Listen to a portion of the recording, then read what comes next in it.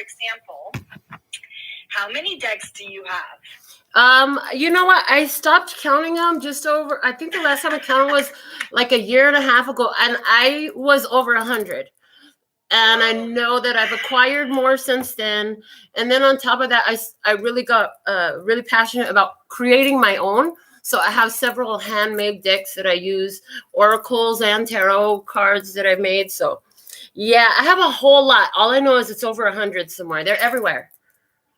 Yes, I saw that you create your own. Oh my gosh, what an inspiration. And you sell those in your website, right? Yes, I have published decks that are available for sale on my website. And then I also do handmade decks that are custom designed for the person who purchases it. And those are also available. So those are really fun to do. Wow. Mm-hmm. Wow.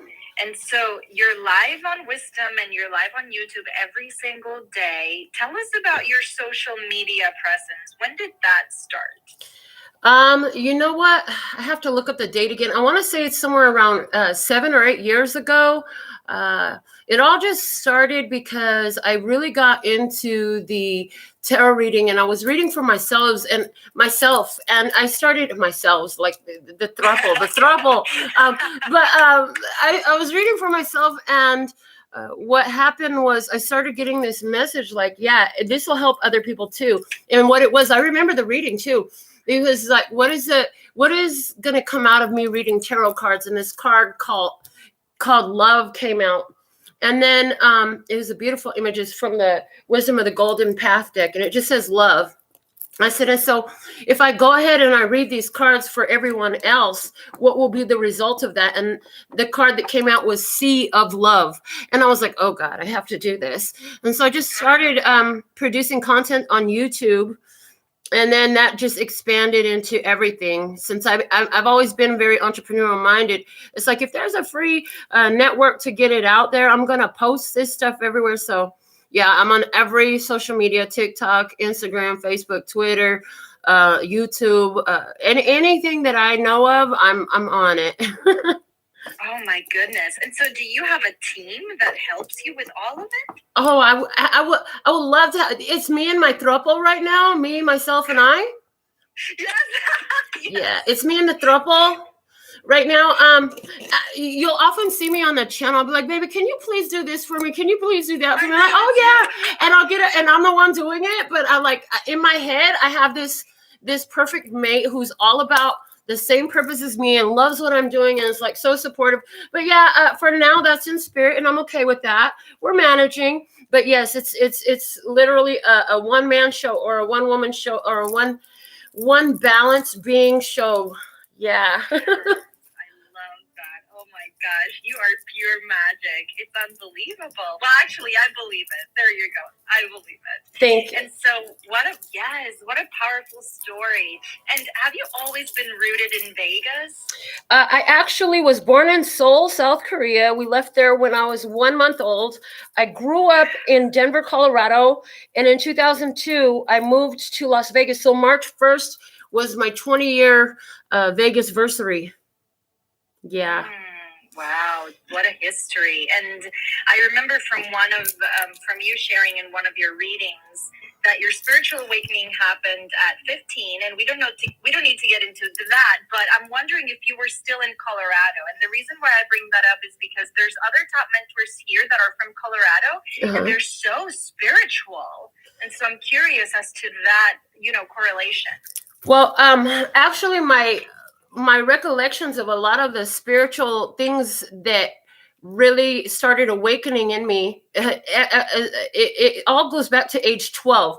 But there was a life transforming experience when I was 15. And yes, that was all in Colorado because I stayed in Colorado until 2002. So yeah, everything happened in Colorado. And Colorado is, there's a lot of culture there. There's a lot of diversity there.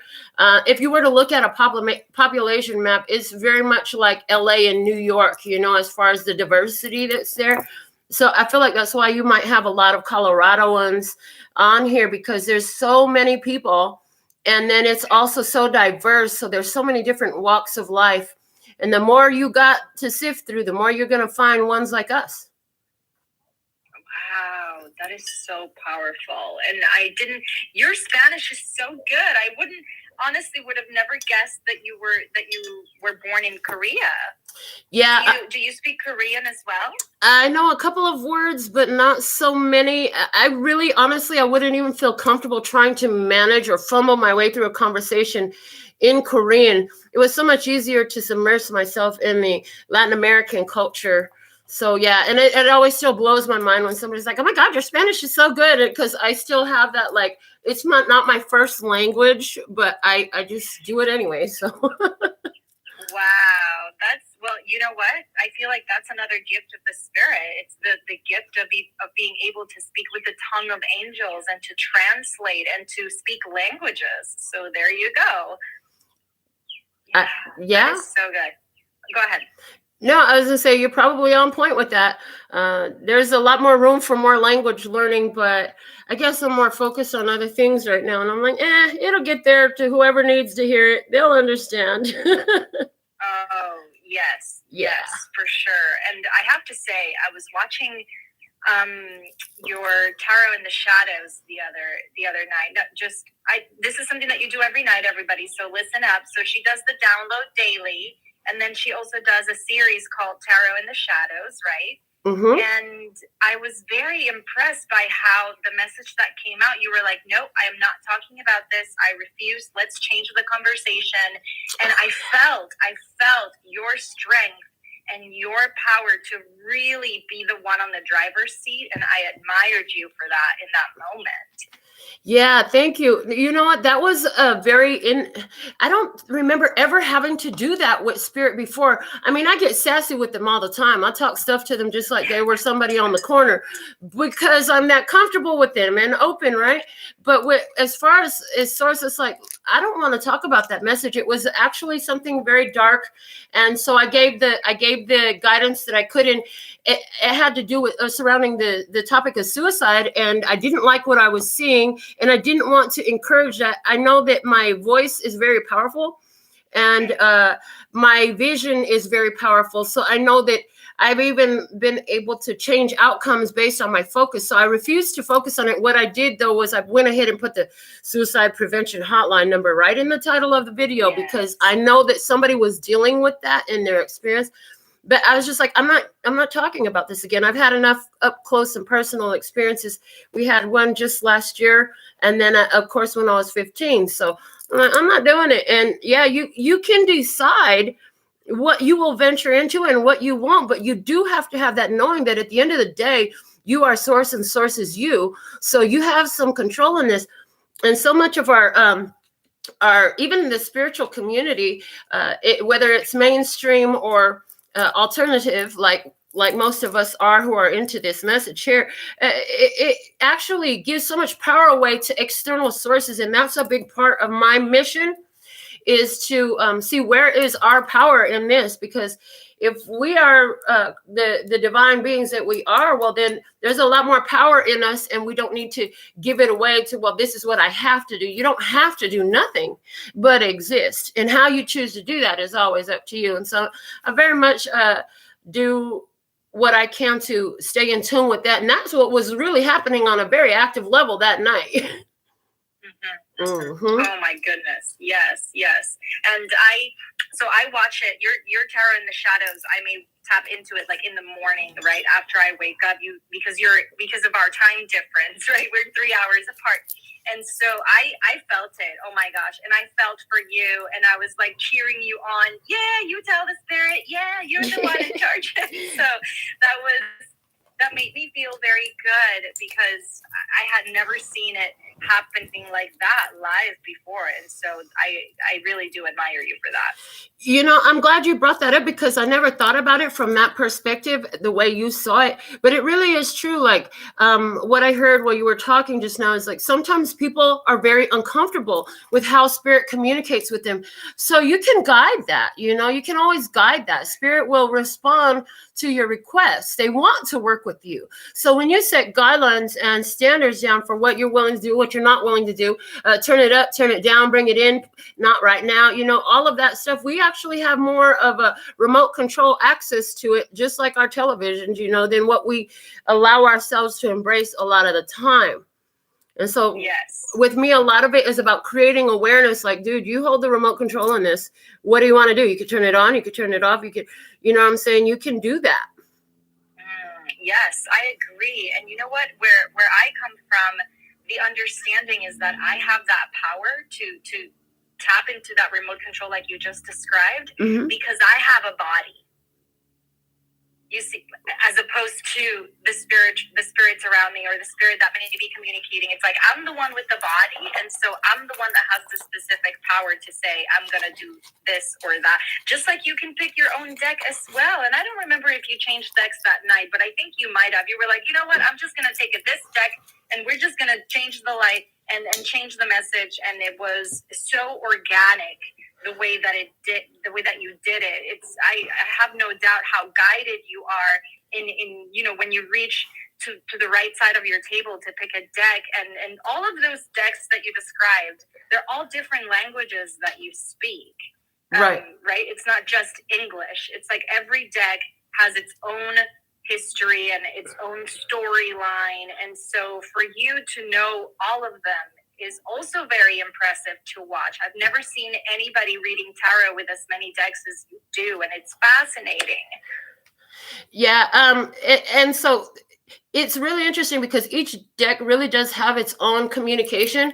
It's funny how I'll be using one deck and then an image from another deck will pop in, and it's like perfect to add to the message. And so, yeah, I often do read with many decks. The last show that I did was 18 decks. I remember the last Tarot in the Shadows episode, 18 decks.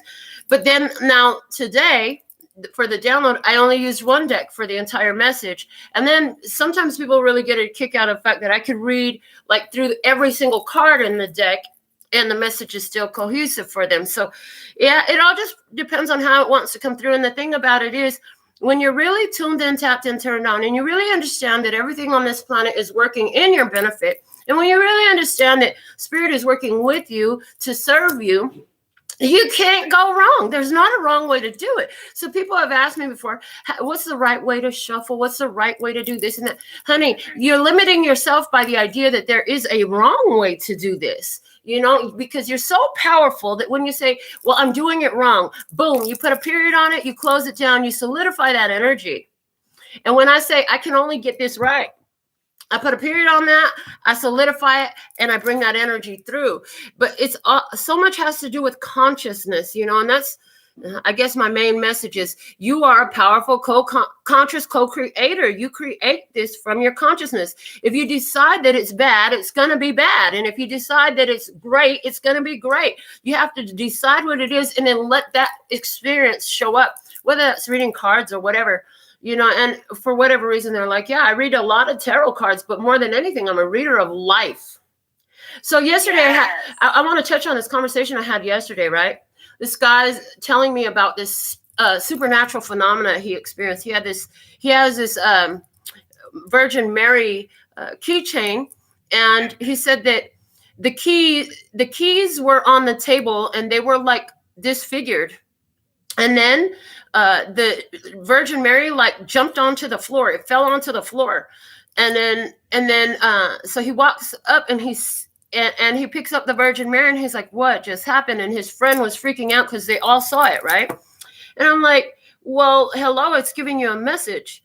He was like, yeah, I guess so. And I'm like, well, can't you see what it's saying? Like, I don't know what those keys are for, but first off, the keys were all jumbled. And Virgin Mary was like, jump your ass out of there. Like, you got to go, right? I'm like, pay attention, read your life. And he's like, oh my God, I didn't think of it that way. He goes, then you're right. I'm quitting my job. Those were my work keys. I'm like, oh, okay, see? And so, you can read these cards and they all have their own language, but it's not just about reading cards. It's not about reading runes or astrology charts. Like, we got to really be more attentive to read what is our life showing us overall, And so that always comes into my readings. And so sometimes my ego is like, you shouldn't be talking about yourself so much, but and then the angel on the other shoulder says, yeah, but there's somebody who needs this experience because they're going through something similar. Right. And so I talk. But yes, you're absolutely right. Each deck has its own language. But more than the decks, like everything in our life has its language, you know? And it's like if everything around us is, like you said, it's all spirit, right? But you have the power because you're focused in the physical, right? But even in science class, we learned that everything in the physical world is created of the same thing. It's all atoms that vibrate.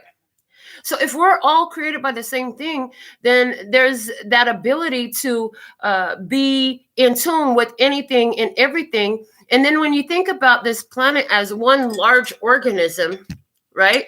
It's all working cohesively, you know, together. And in regards to our consciousness, it's teaching us by our experiences.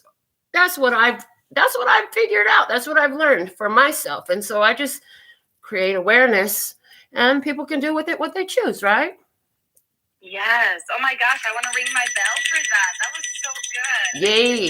Look, and you're getting claps and everything. Thank you, everyone, for being here. Lois, I love you. Everyone that's listening, I'm so happy to have Melinda here.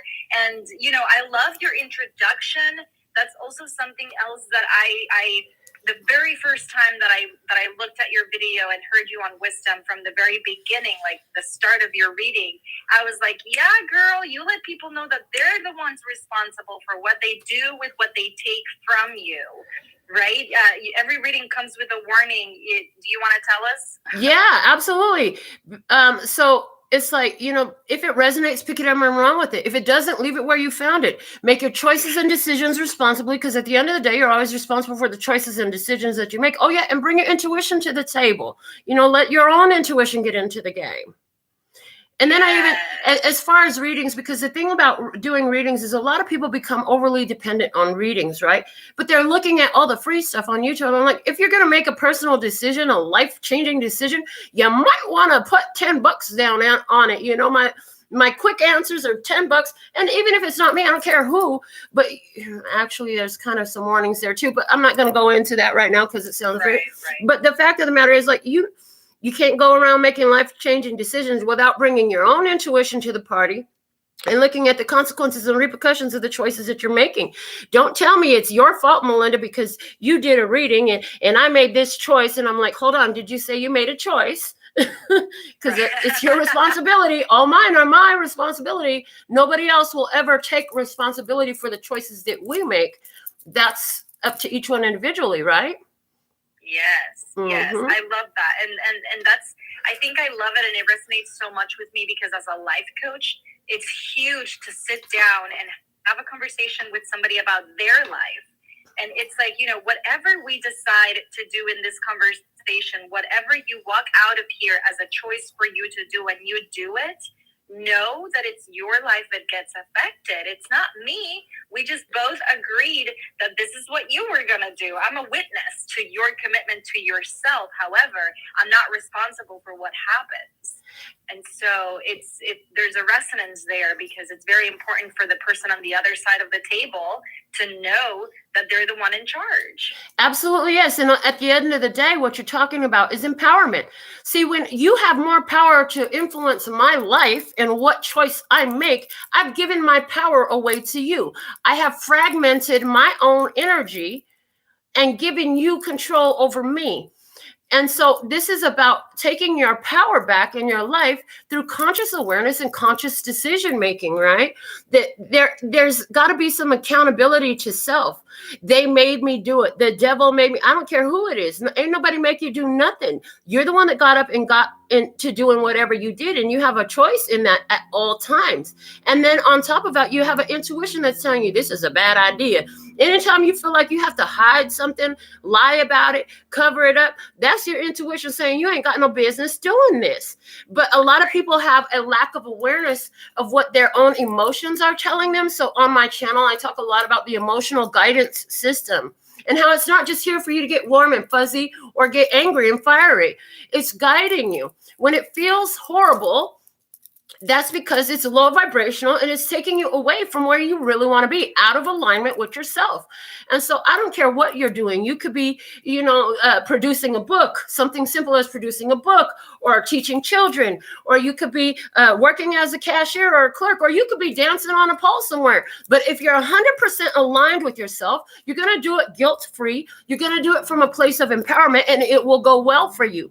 But the person who is like, I'm about to go rob this bank, and I got to hide my identity and I got to plan my getaway, they're all from a place of fear. And that's why those things don't work out so well. If you're going to be a bank robber, honey, you got to be a lot more aligned than that to have success. I'm just saying. And not that I encourage that activity. However, that's why certain people who choose to walk, because we all have choice of how we choose to walk this life, whether it's in a high vibration or a low vibration decision, we have to go from a place of alignment with ourselves.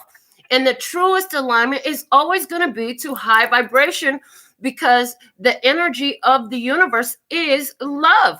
And so when you're acting in anti-love, because there is nothing but love or anti-love, there's no dark, there is no ugly, there is no hate, it is love or anti-love, then you're going to get anti-love responses. And ever since 2020, I started getting the download. In 2020, in the Tarot, 20 is a judgment card. And it's like double judgment. And it was like, ever since then, there's been this speeding up of karmic repercussions, almost instantaneous karmic repercussions for the choices and decisions that we make from that place of guilt. I have no business doing this. And I've heard about it and I've seen it. And in some ways, I've even experienced it, right? And it's not always ugly. It's not always ugly. It always depends on how you're coming to the table. It's always going to be a direct response to what energy you're putting out, right? Yes. Oh my gosh. Preach. I love it. Everything you're saying. And everyone is resonating so good with that, because I feel like we've all experienced it. And right now with this new moon going on, I mean, I have even my husband who doesn't really speak this language that you and me are talking about right now, right? Bless his heart. And he's telling me, oh, I feel so scatterbrained. And I feel so like I feel unprepared. And I'm like, yes, honey, it's the new moon. Just take it in stride. Just take a moment and just breathe. Yeah. I actually have been waiting for this new moon since last year, because I want to say probably about September or October, maybe even August, I started getting all these downloads. It's like, hold on. When the new zodiac year approaches, once April hits, it's like going to be a whole new energy. And what it is we're living at this pivotal time where the age of Aquarius is not only an idea, but it's now grounded. And the whole pandemic and all of that stuff, the whole lockdown of the universe, of our planet here, was evidence that there's a huge restructuring going on. The age of Aquarius landed its feet in the physical. With that is what I was shown. And so now it's like when it touches down, it's got to destroy the old for the new to be rebuilt. So we're in this powerful place where the energy does feel very uncomfortable. And for some, it makes them feel the feeling of fear. And what it is it's resonating in the same place as the body where fear resonates, but it's actually nervousness, which we translate as fear, because you're gone into a new energy. It's like new hormones hitting your body. You've never felt this before. You actually have all these new downloads of the Christ consciousness energy, and it's affecting all humans on planet Earth. Even if you look back into traditional religion, the Bible talks about a time where every ear will hear, every eye will see, and every mind will know that I am the Lord thy God. And what that's talking to me about, and what I've been downloaded years ago, was it's a time where Christ consciousness hits every human mind on planet Earth. And that's being done directly from spirit to human consciousness. And so it's affecting everybody. And so some people are feeling it in sluggishness, and some people are feeling it in sleepiness, and some people are feeling it as fear. And what it is if you're working with it, you're evolving and you're growing actively in your life. You're making weird changes. You might even, for somebody who, like your husband's just a good person who's out here, but not really into the spiritual woo-woo world, they might change their diet or add in a fitness routine. They might be doing something different in their physical experience, And for some of us who are more into actively being engaged with spirit, you might be noticing a lot of pick up to your spiritual gifts, talents, and abilities right now. You might be finding yourself more prone to putting them to work and utilizing them in a very active way right now. But it is all evidence of this Christ consciousness awakening that was creatively designed by the geniuses of the universe to all happen, or spirit, aka spirit, to all happen at the simultaneous time where we all chose to be here for the purpose of grounding the age of Aquarius. And where it was coming out for a long time, like you're an anchor for the age of Aquarius. That's why you're spread out all around the world, and a lot of you feel alone. Honey, we've grounded it, we've anchored it, and now it's like, okay, spread it, let it grow. Yes. Oh my gosh. And let me tell you, I feel it. I feel it in my bones with this practice. You know, I've been coaching and consulting in real estate. And so that's like a sales language, right? And you're an entrepreneur, so you know very well what this is, for about 8 years. But then I got certified as a life coach, and my entire language changed, because now this is people's lives. This is your vision. This is what you want to create. This is what is it that you bring to the table? What are your gifts? And so I definitely resonate with the rhythm of what you're describing, because it's happening to me. And it's 2:22 right now. Yay! Perfect. Perfect. 11:22 on my clock, which is still perfect. That's right. But yes, we all have specific gifts and talents. I don't care if it's raising children, cooking, sewing clothes, whatever you do, you have something that calls on your spirit and you're great at it. And it's like, get that out. You know, people ask me, I went to this mastermind group one time and they were like, your energy seems scattered. You're doing this, you're doing that, you're doing the other. I said, it's because you don't understand my point of focus. My main goal in life is to deliver all the arts from my heart that only I can deliver while I'm in this body, to deliver it so it's not left in the grave. So you have gifts, you have talents, you have abilities. Nobody's going to do it like you. You got to muster up your courage to go past that nerves that feels like fear in the gut of your belly and get out there and floss and gloss. The world is a more beautiful place when we all floss and gloss instead of hide in the box, because it makes them uncomfortable, because now here you are being great. Who do you think you are being great? Standing up in your power, showing us what you could do. I don't want to see what you, well, then look away, because I'm going to do it anyways. That's my mentality. And if you don't deliver it while you're here to deliver it in this flesh and body, honey, the best, somebody said all the best ideas live at the graveyard, because a lot of people, they never acted on them. Too afraid. Right. Too afraid to step out of the box and be different, you know? And we're in the age. Yes, we're in the age where it's so important for everybody to show up with their gifts and talents. You have so much to offer this planet. And if you don't do it, you be laying there on your deathbed like, dang, I never did this, I never did that. And so every day you should live, not as though it's your last, but like if you know your last is coming, and hold on, what can I do today to deliver what I am to this planet? Because only you can do it. And it's for the people around you, is to leave this place better than you found it, to leave something for consideration, for awareness. Maybe it's even to agitate, you know, don't dismiss the agitators, because they create within us consciousness. Without the contrast, we won't even know what we want.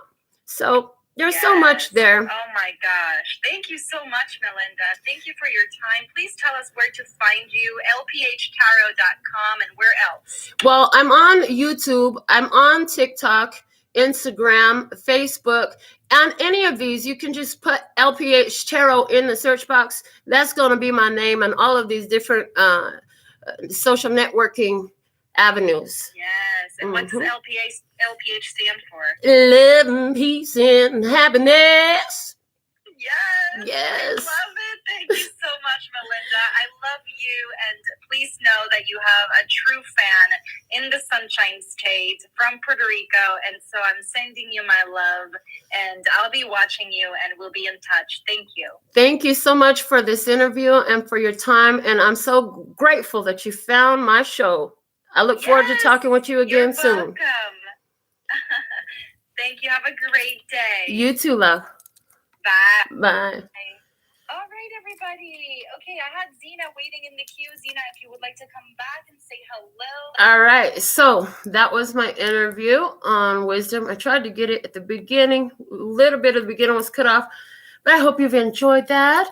And guys, I will be back at another time with some more messages for you. I get to go do some nails. Ooh, they say leave that got to out. You don't got to nothing. Like I said, you get to make that choice. You get to do what you want to do, what calls on your soul. And honey, these nails is calling on my soul. I'm about to go make this lady so happy. I'll be back. Until next time, live in peace and happiness. Kamsahamnida. Gracias. Little bebé.